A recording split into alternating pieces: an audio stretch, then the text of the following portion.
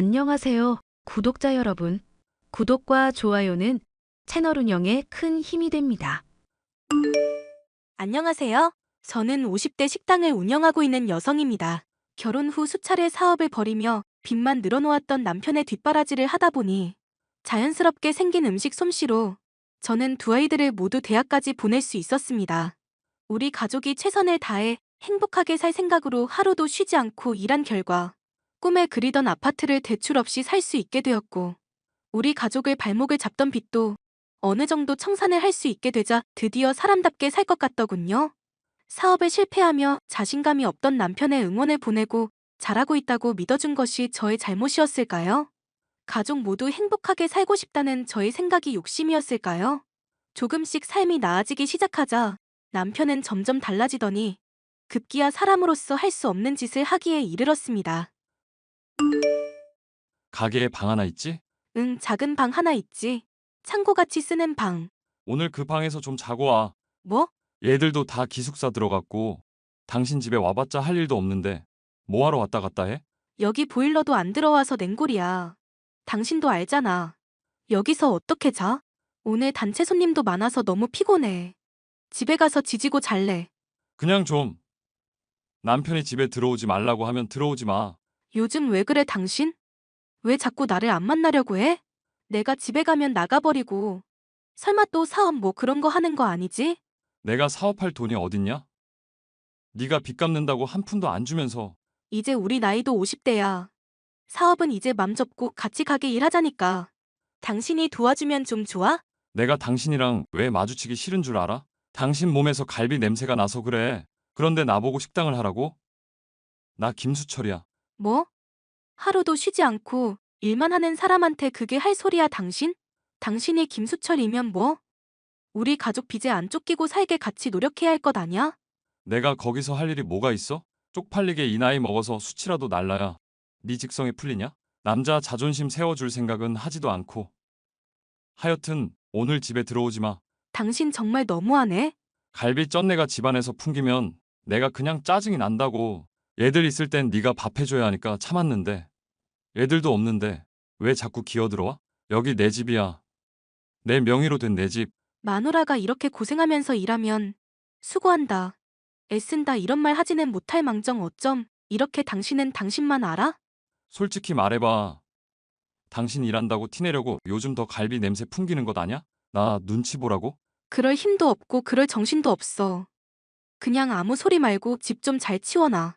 나 오늘 가게 마치면 바로 들어갈 거니까. 오지 마. 오지 말라고 내가 분명히 말했다. 내가 주인인데 주인 허락 없이 왜 집에 기어 들어온다고 난리야? 절대 문 안 열어줄 테니까 올 생각하지 마. 내일 와, 내일. 내가 나가면 들어오라고. 오늘은 너무 추워. 잠이라도 좀 편히 자자. 추워? 그럼 전기장판 하나 사. 뭐? 당신 어떻게 이렇게 이기적이니? 그리고 그 방에서 자라고 하면 잘 자면서 그래? 춥기는 뭐가 추워. 당신 뱃살이 다 덮어주고 있는데. 아무튼 오지 말라고 분명히 말했어. 올 거면 갈비 냄새 쫙 빼고 오든가 아니면 나 있을 때 집에 올 생각 하지도 마. 오늘 날씨가 어떤 줄 알아? 영하 10도보다 더 떨어졌어. 그런데 당신은 나한테 냉방에서 자라고 하고 싶니? 그러니까 전기 장판 하나 사라고 했잖아. 두꺼운 이불 덮고 잘만 자더만 오늘따라 왜 이렇게 징징거려? 나이도 먹은 마누라가 귀찮으니까 잔소리 하지 말고 연락하지 마. 남편은 최근 들어 제가 집에 있으면 밖으로 나가서 들어오지 않았고, 자신이 집에 있을 때는 저를 어떻게 해서든 핑계를 대며 집에 오지 못하게 했습니다. 그런 날이 잦아지고 갈수록 인신 공격성의 말들을 쏟아내는 남편을 보면 정말 화가 나더군요. 그래서 그날은 남편의 말을 무시하고 집으로 갔습니다. 그런데 집 비밀번호를 눌러도 열리지가 않더군요. 그리고 집안에서는 젊은 여자가 웃는 소리도 들리고 남편의 웃음 소리도 들렸습니다. 저는 그 소리들을 듣자 심장이 떨렸고 떨리는 손으로 녹음기에 녹음을 했습니다. 그리고 정신 차린 뒤 저는 문을 두드리며 문을 열라고 소리쳤죠. 하지만 남편은 문을 열지 않더군요. 집안에서 들리던 자기야, 사랑해, 이리와 등의 소리와 깔깔거리던 두 사람의 소리를 집 문 앞에서 들으면서 저는 울며 식당으로 돌아가야 했습니다. 당신 어제 대체 집에서 뭔 짓을 했어? 내가 문 열라고 그렇게 두드렸는데 어떻게 문을 안 열어? 그러니까 내가 어제 집에 오지 말랬잖아. 뭐? 딴 기집애 집에 들이려고 나한테 오지 말라고 했던 거야? 내가 설마 올까 싶어서 비밀번호 바꿔놨는데 진짜로 오냐? 아우, 지긋지긋해. 어떻게 집에 딴 여자를 들여? 당신이 그러고도 사람이야? 그 여자랑 놀아나려고 나보고 냉방에서 쪼그려 자라고 했어? 당신이 어떻게 나한테 그래? 그동안 수고했어. 나도 알아. 네가 빚도 갚았다는 거. 그래서 네가 할 일 다 할 때까지 내가 기다려줬잖아. 뭐? 이제 할 일 다 끝났으니까 이제 그만 갈라서 자고. 당신 진짜 바람났구나. 아주 단단히 바람이 났어. 바람? 바람은 그저 스쳐 지나가는 거고요. 아줌마, 나 이 여자 사랑해. 이 여자만 만나면 내가 남자가 돼. 남자? 웃기고 자빠졌네. 이봐, 너같이 더럽게 억세고 상스러운 갈비집 아줌마하고는 차원이 다르다고. 너 올해 몇 살이냐? 60? 65? 얘는 30대야. 뭐? 당신이 그러고도 애들 아빠야? 애들 앞에서도 그렇게 한번 말해봐. 내가 새 각시 얻어서 새로 시작하겠다는데 애들이 뭐라고 해? 지들 키워줄 만큼 키워줬으니까 이제 부모도 부모 인생 사는 게 당연하지. 그래서 이혼하자고? 그래, 제발 이혼해줘라. 당신이 어제 안 왔으면 그래도 내가 생각해서 한 6개월은 더 같이 살아줄까 했는데 이미 아는 마당에 뭐 같이 사냐? 당신 냄새도 맡기 싫고 그 처진 뱃살도 보기 싫어. 당신만 보면 당신 가게 갈비가 떠오른다고. 당신이 돼지 같아서. 뭐? 당신 말 다 했어? 어디 할 짓이 없어서 새파랗게 어린 것한테 눈이 뒤집혀도 유분수지. 그동안 내가 얼마나 고생을 했는데. 그래서 뭐? 이혼 안 해준다고? 끝까지 물고 늘어진다고? 개자식아, 네가 사람이야? 됐고요. 이미 다 알게 됐으니까 그냥 말해줄게. 내 새각시가 아이를 가졌어요. 이 폐경기 아줌마야. 뭐? 그러니까 제발 이혼해달라고. 당신이 낳지도 못했던 아들 낳을 수 있는 여자니까 제발 좀 이혼해줘. 당신이 번 돈 당신이 다 가져. 어차피 빚 갚느라 돈 한 푼 남은 거 없을 텐데 알아서 살라고. 집은 내 명이니까 기억해두고. 바람 펴도 유분수지. 어떻게 임신을 시켜? 이 미친 거사. 너 애들한테 부끄럽지도 않냐? 애들한테 부끄러울지 몰라도 내 어머니한테는 효도했으니까 됐지. 뭐라고? 어머님도 다 알고 계신다고? 이미 몇 번 만났어. 8개월 후면 애도 나오는데 그 전에 정리해야 할 것 아냐? 빨리 당신 오시면 다 가져가줘. 내 새 각시 짐 들어와야 하니까. 혹시나 했지만 차마 믿고 싶지 않았던 남편의 불륜 소식보다 더 기막힌 것은 바로 상간녀의 임신 소식이었습니다. 이런 기막힌 일이 생기고 있을 줄 꿈에도 모르고 매일같이 일만 했던 지난 날이 후회가 되고 원망이 되더군요.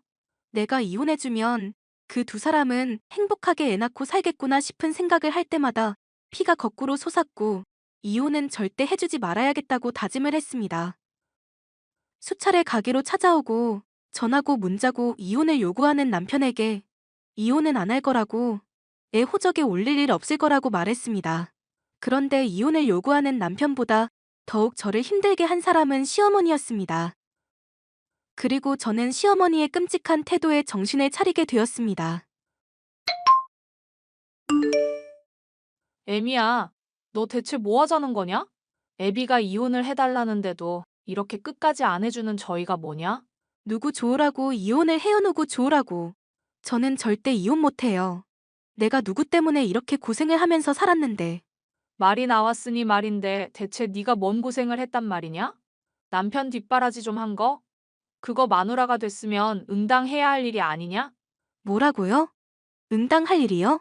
어머님 아들이 얼마나 많은 빚을 만들었는지 알기나 하세요?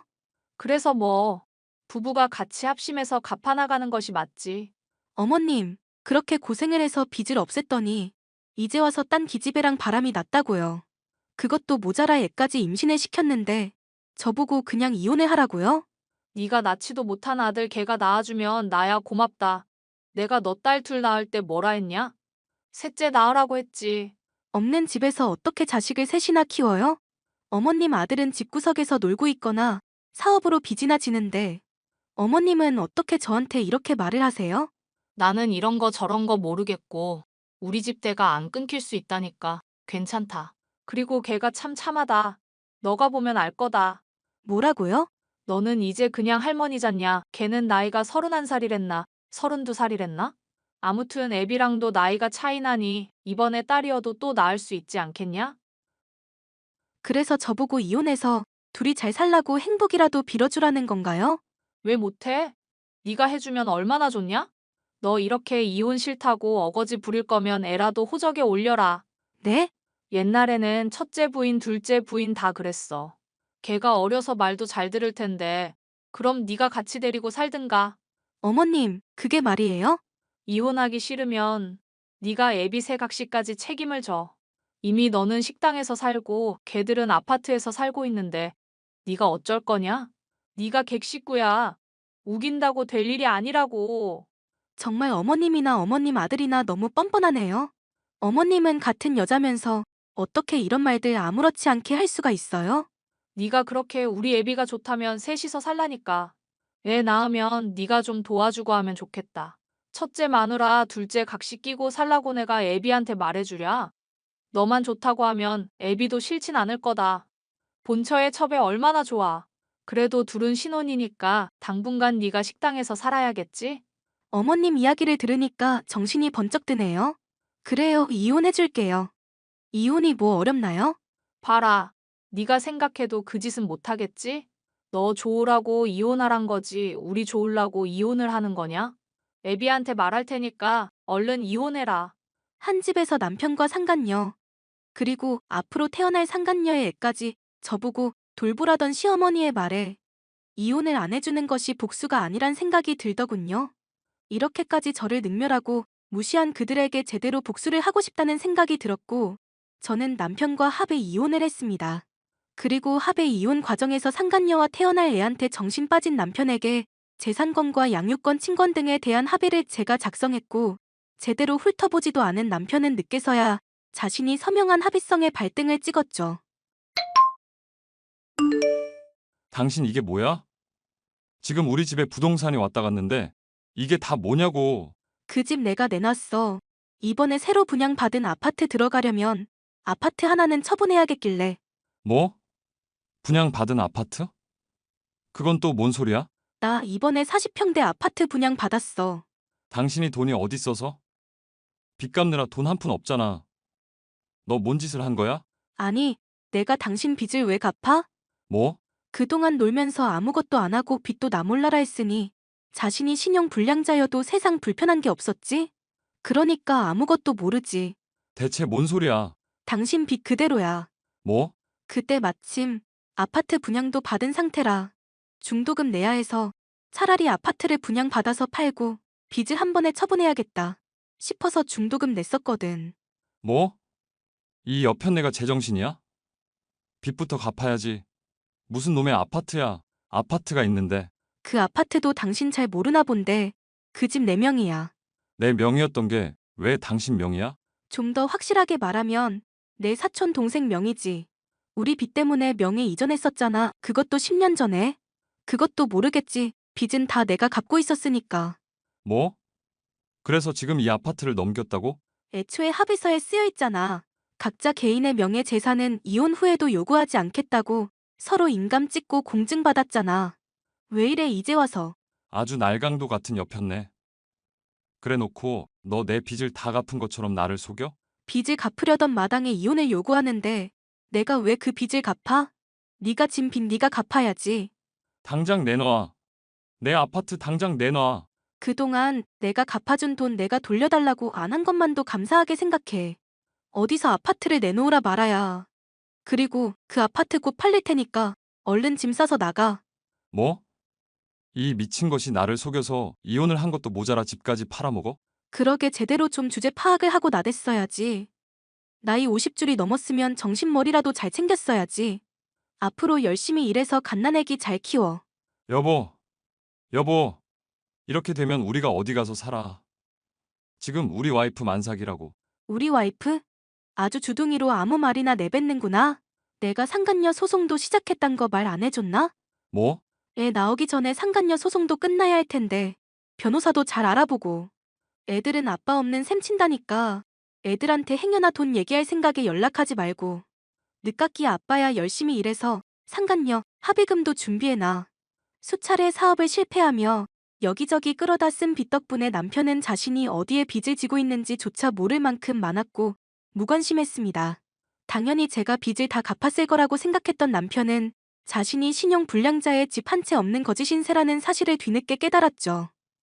어떻게 보면 그 힘들었던 시기에 분양이 될 거라 생각도 못했던 아파트에 당첨되면서 남편 빚을 갚는 방법을 바꾸었던 것이 참 다행이라고 생각했습니다.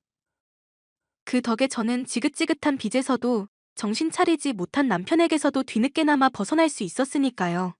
저는 여전히 열심히 식당 일을 하며 최선을 다해 살고 있습니다. 그리고 제 곁에서 힘들 때 함께 해준 제 딸들과 함께 매일이 늘 감사하답니다. 긴 사연 함께 해주셔서 감사합니다.